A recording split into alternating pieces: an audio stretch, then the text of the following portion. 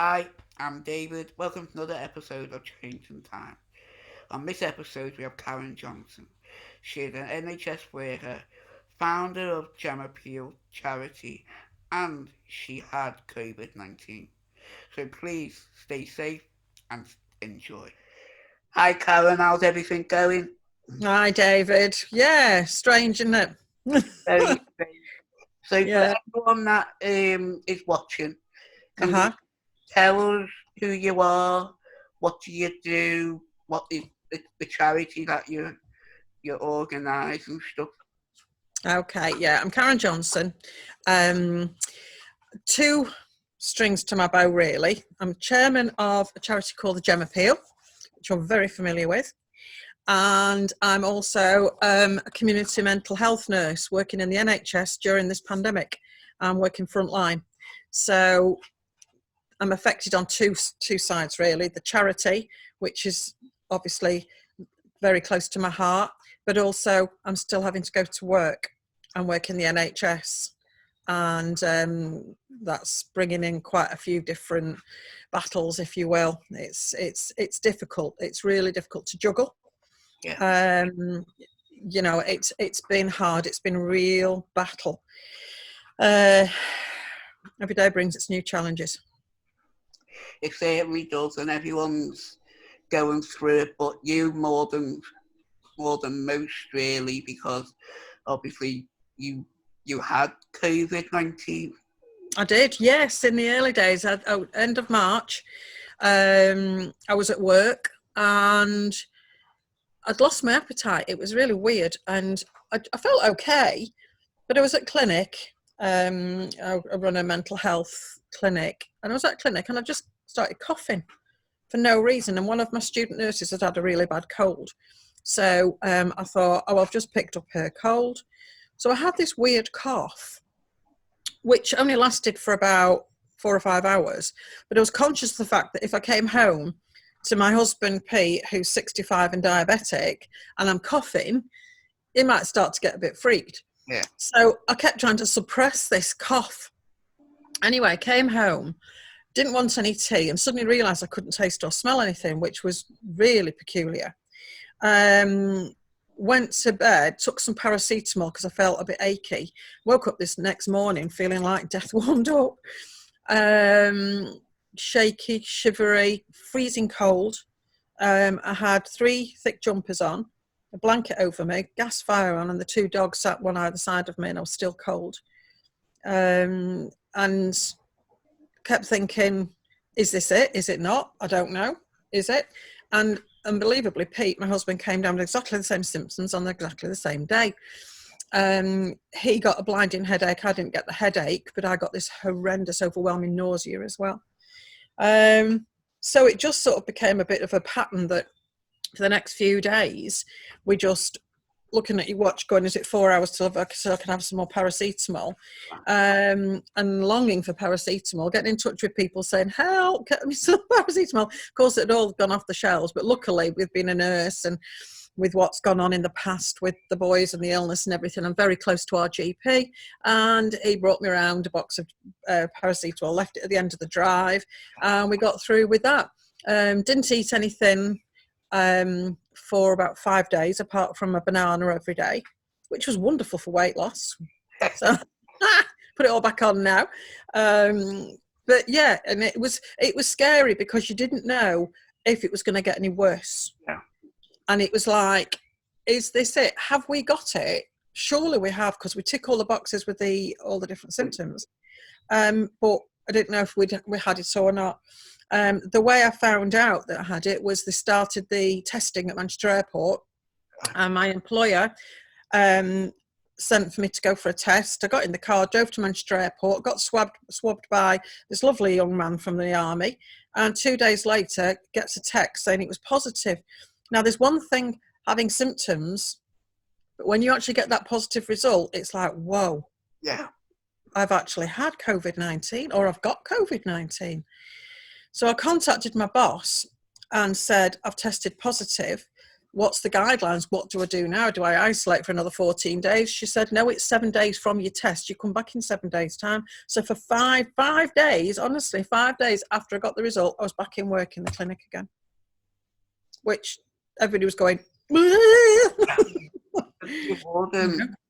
Did you feel comfortable going back to work?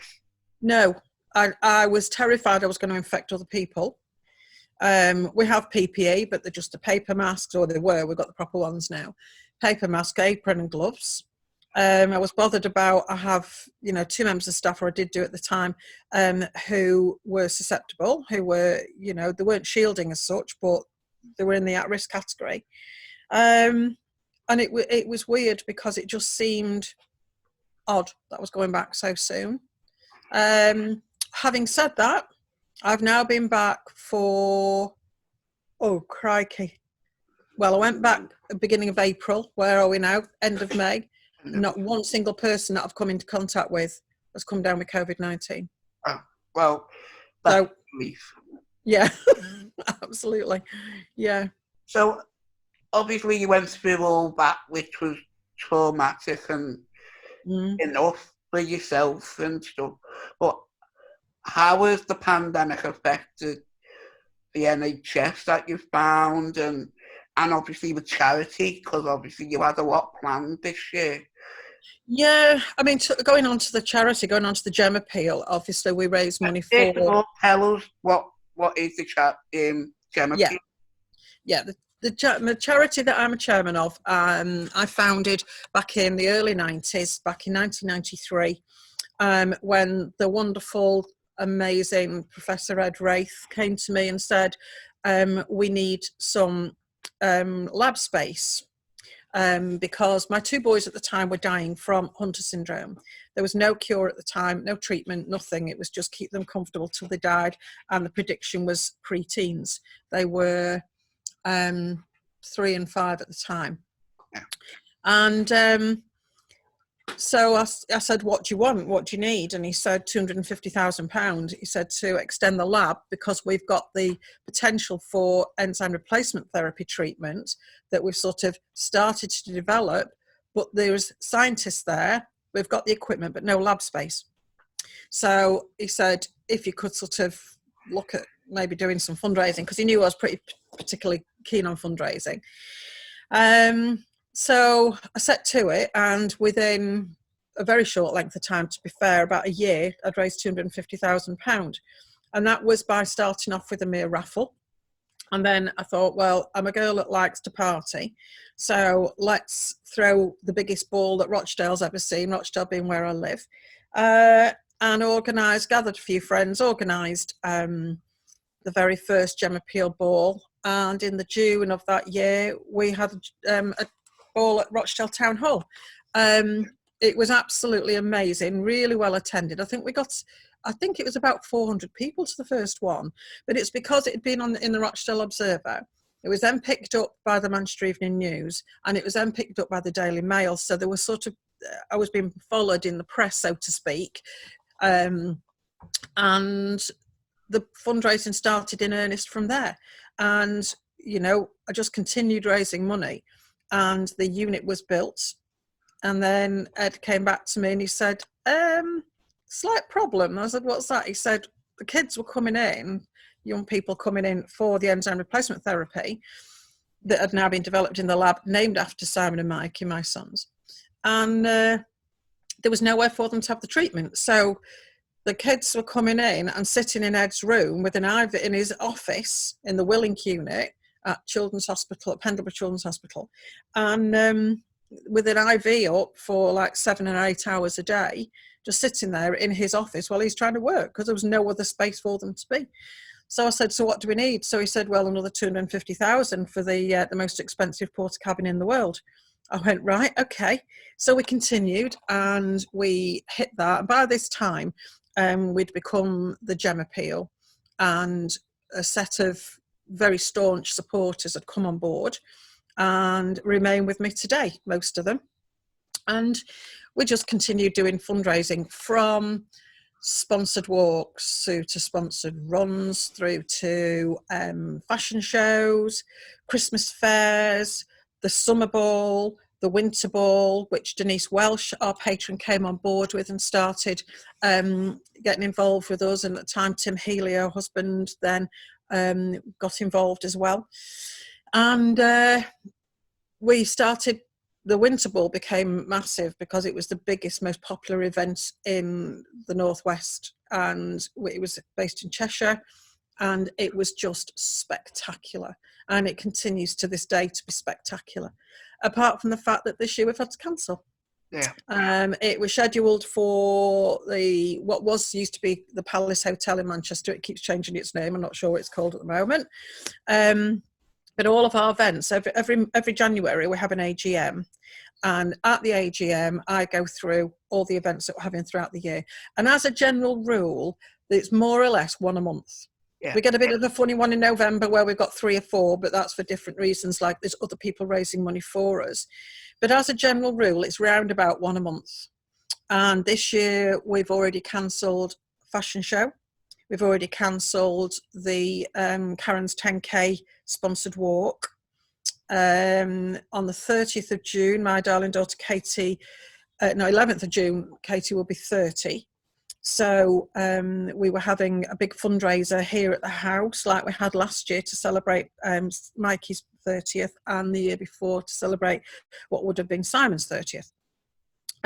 That's had to go by the by, as have all the rest of the events of the year. The Strawberry Sparkle, which is our ladies' luncheon at Nutter's Restaurant in Rochdale, which is the best event of ever, and it's my absolute favourite. So we're doing a Zoom meeting of that, and what we're doing is inviting ladies to come on the day, on the 19th of August, and join in and raise a glass and try and raise a bit of money.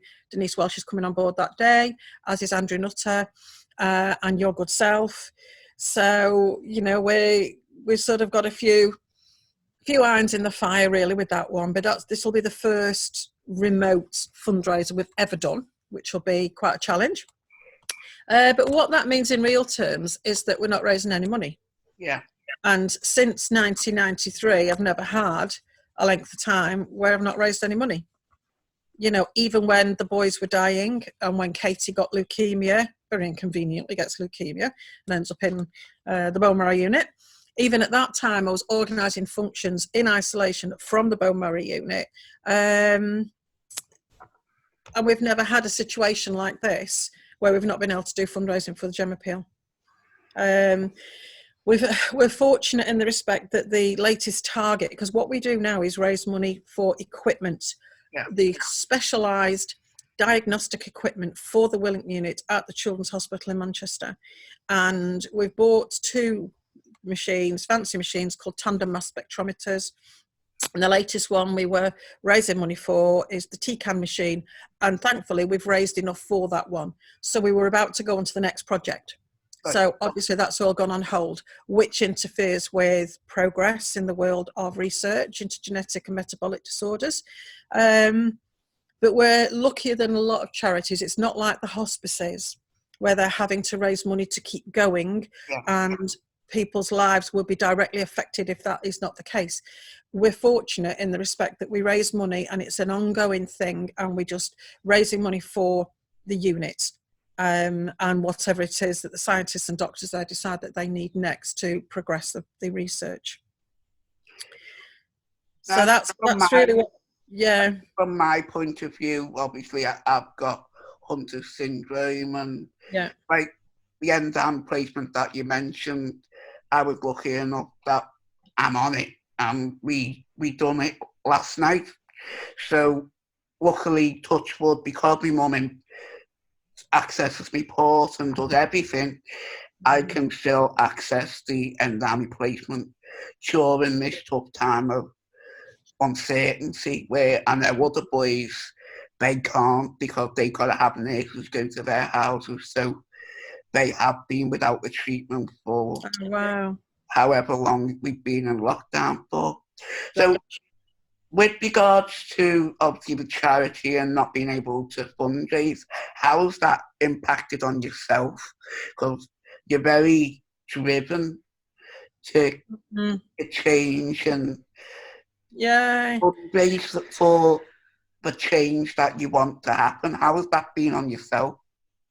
Yeah, it's been tough. But to be fair, it's a short length of time in real terms. Part of it, I was so ill I couldn't have done anything anyway. And then I've gone back to work with, hit the ground running to work in a very, very different way. You wouldn't think that a nurse could work from home, but as a manager, luckily I'm managing my team from home 2 days a week. I'm hands-on in the clinic 2 days a week. And it's been odd because everything has changed in the way in my working life, but also with the charity, having not having that focus each month is odd. Yeah. It is very strange, but it's not as though my time isn't filled because I'm so busy with my NHS work. Because with working from home, you have to be extremely disciplined, as I'm sure you know. And I get up and I turn my computer on at 8 o'clock, but the dogs decide that it's time to sit on mummy's knee. Do you know what I mean? So I end up with 2 Jack Russells sat on my knee, trying to use my computer keyboard. Then one of them starts kicking off because somebody's rung the doorbell. And then there's people, sort of coming to the door with various different things. And it's been difficult getting used to working from home. Yeah. And then things will happen, like my team will ring up and say, we've not got the right medication at the clinic over in Prestwich. So it's like, right, down tools here, whip my uniform on, go over, pick the medication up they need, go to Prestwich, come back. So the days are all jumbled up and strange, and there's no real routine, really. Yeah. Like tomorrow, I'm so short of staff because I've had a staff member leave and another one's been off because her husband's had symptoms, and I'm having to do the clinic myself. So I'm doing the work of a staff member, and I can't then get on with the management side of things. So, and in amongst it all, we're still trying to sort out the Strawberry Sparkle, and that's a challenge in itself. So the two worlds sort of collide a little bit. Yeah.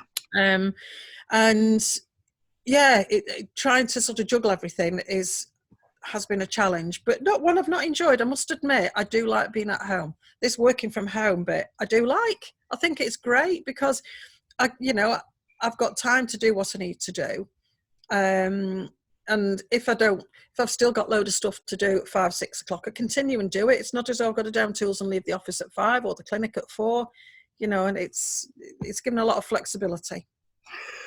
Do you find, obviously, everyone, like you said, in the NHS and different roles, you've had to change the way you've worked, obviously being at home and doing it at home. Yeah. Do you find that adjustment of being easy because you are being able to not do it on your own terms, but being able to do it in your own comfort of your home, knowing that you haven't got that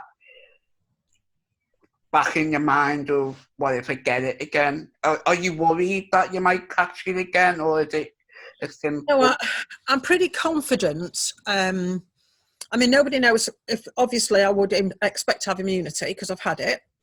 But as they keep saying on the telly, nobody knows how long that immunity may be for. It could be lifelong. It could be 6 months. It could be like, I'm the flu champion. I've been the flu champion in Bury for community mental health teams for many, many years now. So I'm somebody that goes out doing vaccinations of the normal influenza flu every year and have done for years. This COVID-19 may be like that each year it'll sort of manifest itself in a slightly different way. And it might be that we have to inject everybody every year. I think I will just become a permanent vaccinator, the way things are. But you just don't know. So I'm still cautious. I still obviously wear a full PPE at work, but I don't feel quite so compelled to wear a mask walking around a supermarket. I'm very careful. Obviously, I can't go and see my parents, still my very elderly parents, because I can't cross the border and go into Wales and then live in North Wales. But even if I did, if they lived down the road, I would still go and self-distance. I'd still socially isolate from them just in case, because you don't know what you're carrying.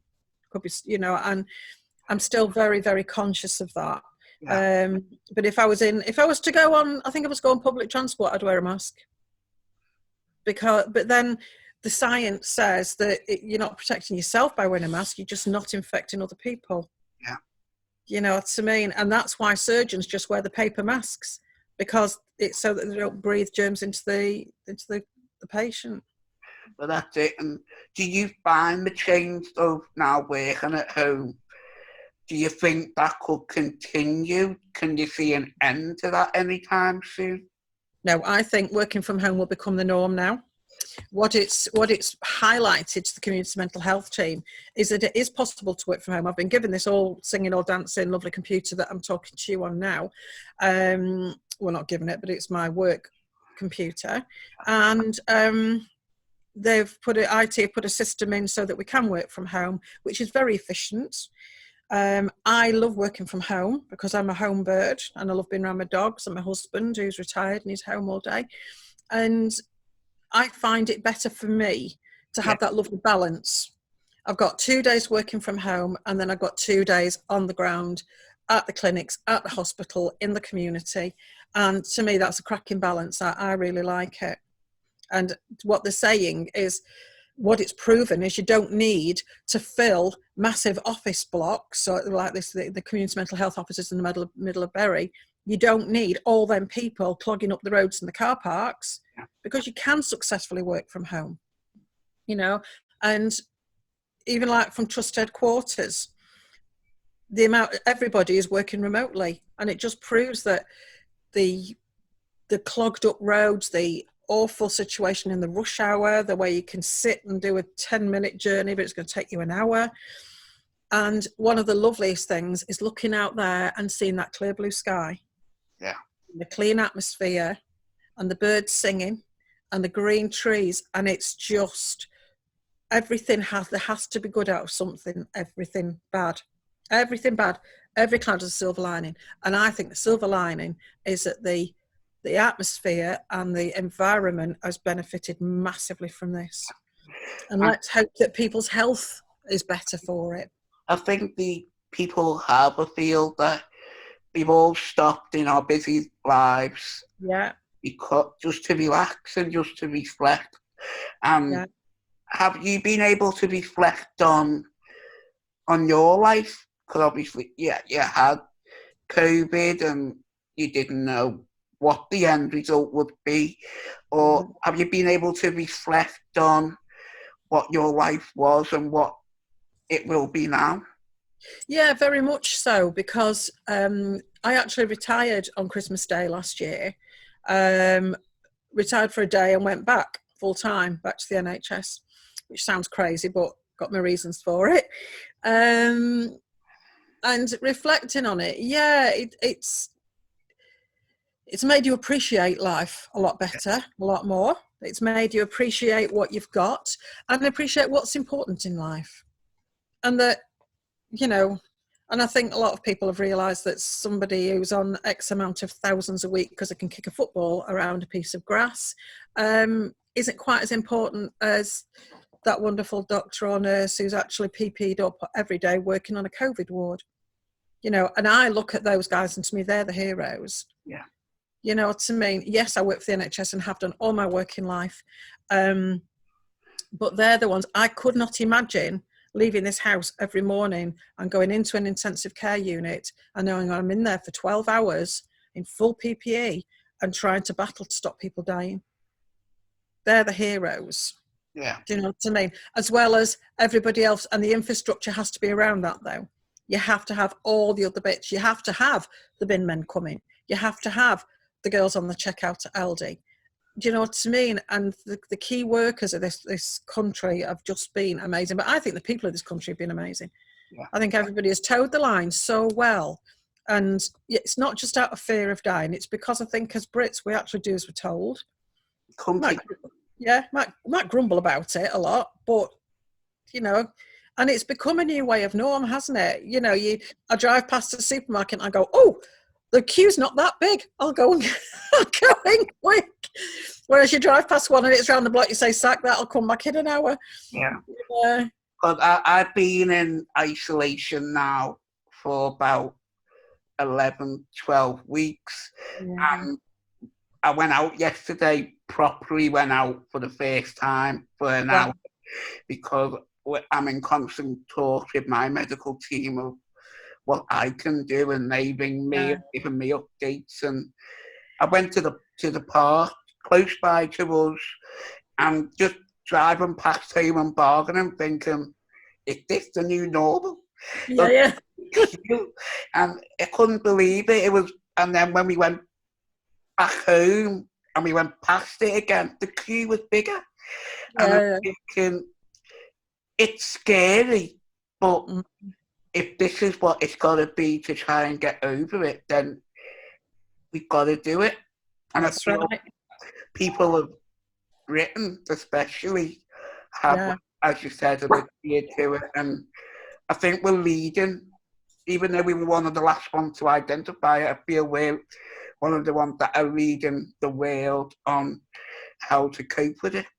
Yeah, absolutely. Yeah, it has. It's been that the thing for me as well was in a very smaller scale than you. I mean, I was stuck in the house for those couple of weeks while I had COVID. But the first time I went back round a supermarket, it was like, oh gosh, I can just pick one of them or pick one of them, rather than friends picking up food for us or ordering it online. And that the pleasure, I mean, my greatest pleasure when all this is over, please God, when it is all over, we'll be walking around the Trafford Centre. I absolutely love the Trafford Centre, and just being able to wander in and out the shops and buying what I want. Do you know what I mean? And I think that's the biggest, darkest thing to me. And I think people are nicer to each other now. Do you know what I mean? And I think it's nice now that people can actually see an end. Yes. Whatever the end will be, I think it's going to be one of those situations where how quick is it going to be to it, whatever this new normal is. And I hope everyone continues and everything else. So how can people find Gemma Peel? What can they do to support the Gemma Peel, especially right now?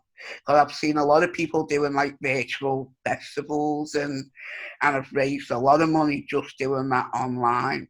So how can people help you? What can they do? Right, well, we have the website, www.gemmapeel.org.uk, where they can have a look at the stuff we've done in the past. We have Just Giving. Obviously, we have Just Giving, but we have the Facebook page. And I think the Facebook page is the one where the most current stuff is, because my daughter Katie, who did her Manchester 10K virtual, well, she did the run around where she lives over in Hindley Green, over Wigan Way, and she did her 10K yesterday, as did Wendy Mills, running up and down through Rochdale. I should have done the 10K. There should have been about 6 of us doing it, but I didn't get back into training after COVID, so I didn't do it. I just took the dogs for a walk and clapped everybody. So but to get involved, you can find us on the website, we're on Twitter. I don't understand Twitter, so I wouldn't know what that name is. But Facebook, certainly look for us on Facebook and find where we're up to. And join in with maybe the Strawberry Sparkle. Do you know what I mean? That's one thing we've got going. We've started having Zoom Gemma Peel meetings, because a Gemma Peel meeting normally consists of every couple of weeks being everybody meeting here at our house. Now it's via Zoom. And maybe that'll continue. You know, it makes you wonder, doesn't it? It does. Yeah. If there was one thing that you wanted to put across to everyone right now, a message, what would that be? Just be kind. Be kind and appreciate what you've got. Appreciate what you've got, because that's a lot of the thoughts behind when I do my fundraising for the Gemma Peel, is that I've lost so much with losing my 2 boys. They both died when they were 12. But I'm driven by the fact that my Katie's a carrier, and any sons she has are very likely to have Hunter syndrome. But my thought would be to just keep going. Just keep going. Just, good old British spirit of just keep going and do what you can. And don't beat yourself up for stuff that you can't do. But ultimately just be kind to each other and yourself. Well, thank you very much, Karen, for your time. And Cheers, David.